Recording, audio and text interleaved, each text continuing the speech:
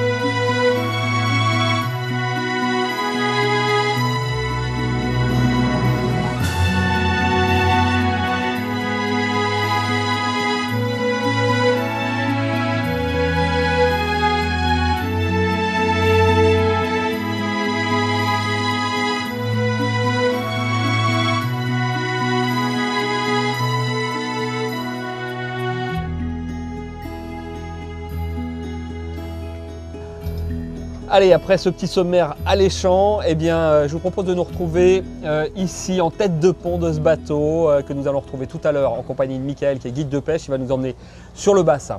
En attendant, on va commencer cette émission pour faire plaisir à nos pêcheurs du bord. Avec moi, Robert, qui est un pêcheur de bord passionné, passionnant également, puisqu'on va commencer avec toi à rentrer dans le vif du sujet. Ici sur le bassin d'Arcachon, il y a beaucoup de pêcheurs de bord, il y en a tout autour de nous là sur les digues, à droite à gauche. Dis-nous un petit peu ce qu'on peut pêcher ici sur cette côte girondine.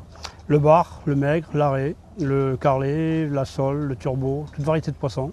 Et toi, c'est ta grande passion, tu partages ton temps à courir, faire la navette jusqu'à la dune du Pilat, revenir. Voilà, la dune du Pilat, jusqu'à de la Corniche jusqu'au Petit Nice.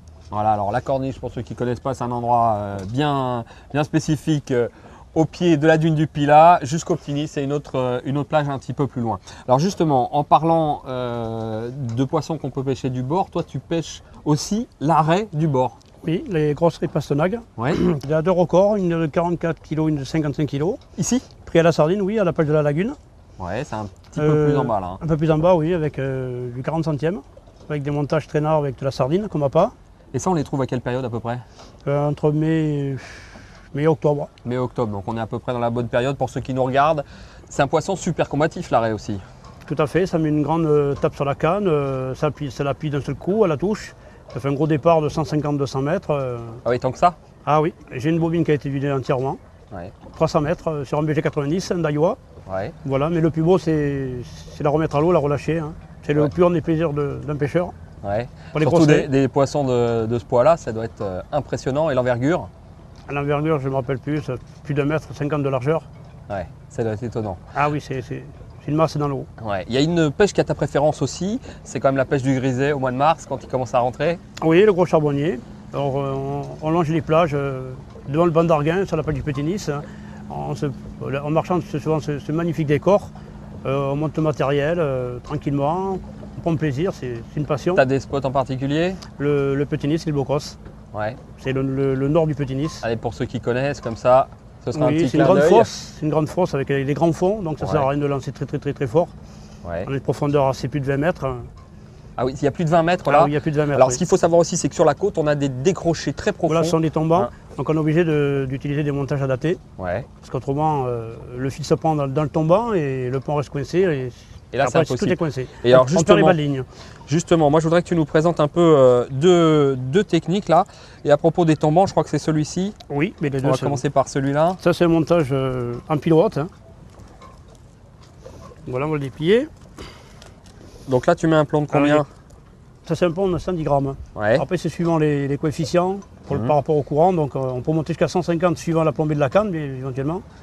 Nous, on pêche des cannes assez variées, hein, de 80, 250 ou 100, 200. En carbone 3 éléments. Alors, le montage, lui, on a une tête de ligne, un émerillon baril, avec un corps de ligne en amnésia en 13 kg. Ouais. Là, on a les deux perles avec un émerillon baril, qui permet d'avoir une rotation à 360 degrés. Ouais, donc là, tu es tranquille, ça se prend pas Voilà. dans le bas de ligne. Le bas du bas de ligne Et plombé. est plombé avec un plomb de 110 grammes. Alors voilà l'ailette qui permet de remonter le bas de ligne à la verticale. D'accord, ça permet justement d'éviter de. Voilà, parce que comme les racler. tombants, c'est Ouais. des qui descend un peu plus de 20 mètres. Donc le fil, c'est comme si on découpait un morceau de beurre. Hein. Ouais. Le fil rentre dans le sable. Le plomb, par la suite, il reste bloqué sur le sable. Il va se bloquer, le ouais, fait de d'accord. la tension de la canne. Donc ce système-là permet de remonter en la horizontal verticale. jusqu'à la surface. Puis après, il devient en horizontal, comme un Ouais. leurre. Ouais. Ce qui permet de passer le tombant et de récupérer son bas de ligne avec le poisson s'il y en a un, bien sûr. Tranquillement. L'empile est beaucoup plus fine, suivant les poissons recherchés. Et bon, là, c'est pour le griser. Donc là, c'est un 30 centièmes, je crois, c'est du trilène, avec un hameçon numéro 6, octopus. Alors là, on place un petit stop flotte avec une petite perce, parce que quand le verre est enfilé dans l'hameçon, ce qui évite au lancer qui remonte sur l'empile. Ce qui évite de louper les touches, parce que si le verre se placerait ici, le poisson va le choper. ne tapera pas un peu plus haut, l'hameçon, il ouais. tapera sur le bas de ligne. D'accord, Voilà. donc ça c'est une des techniques que tu appelles Le montage en pile haute. en pile haute. En fait, c'est un montage où l'appât voyage dans l'eau, en fait. D'accord. C'est une sorte d'hélicoptère. Voilà. Le deuxième montage, Alors le deuxième, le voilà. c'est un traînard. Ok. C'est un traînard assez particulier. Parce que lui, il a deux hameçons, donc on appelle ça sur le bassin un montage wishbone. Donc on a le même principe avec la ailette. On va Ouais. y arriver à les faire. Là, elle est plus haute. Non, oui, elle est assez rapprochée de l'émerillon, parce que je tiens un pile basse. C'est traînard bas comme on l'appelle. Voilà. Alors là, nous avons la partie où on met le plomb, toujours pareil, c'est comme le sorte de paravane. Ouais. Donc ça repose sur l'eau, hein. Ça fait. Voilà, C'est c'est comme la ça, partie où il y a le plomb qui remonte, qui évitera. Contrairement à ce que certains peuvent penser, ça ne tourne pas, hein, ça. Hein. Non, non, Ça non. bouge pas. C'est Ok. comme une paravane, ça reste, ça fait du surf en fait. Hein. Ouais. Voilà. Alors au niveau des hameçons, c'est un montage wishbone, ce qui permet de. Bon, là, il n'y en a pas mis les stop flottes pour les verres parce que c'est un montage qui est consacré à la dorade. Donc avec ça, on éche un crabe avec deux hameçons. Et puis ça suffit. Au niveau des verres, ça permet de mettre deux verres différents, une pistiche, une arénicole, ou une lanière d'encornet, ou une coque, ou l'appât du jour. Ouais. Les hameçons, c'est les hameçons numéro 6, octopus, Ouais. à peu près 40 cm sur les empiles. Le nœud, c'est un double nœud. Voilà, ce montage traînard est réservé pour les poissons plats ou poissons méfiants. Hein. Ouais. Alors évidemment, si vous voulez retrouver l'ensemble de ces montages bien détaillés, vous vous reportez à notre magazine papier Côté Pêche. Vous allez y retrouver ceux que nous venons de voir et bien d'autres. Moi, j'aimerais maintenant qu'on parle de ce poisson, ce sparidé si particulier qui, comme bien d'autres sparidés, change de sexe. Voilà, il est femelle, il devient mâle quelques mois après.